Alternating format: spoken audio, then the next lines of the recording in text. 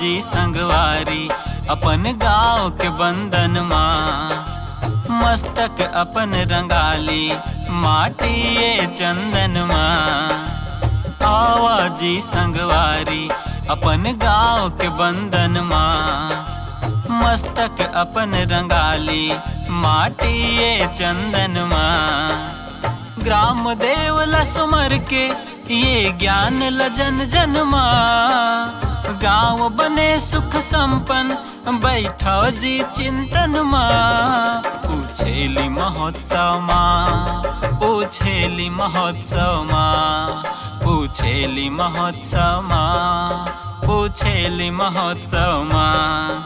परदेश में बुता करैया सीमा माँ खड़े जवान, मोर गाँव के जस बगरैया आओ जी जमो मितान। पूछेली महोत्सव माँ, पूछेली महोत्सव माँ, पूछेली महोत्सव माँ, पूछेली महोत्सव माँ, पूछेली महोत्सव माँ, पूछेली महोत्सव माँ, पूछेली महोत्सव माँ, पूछेली महोत्सव माँ।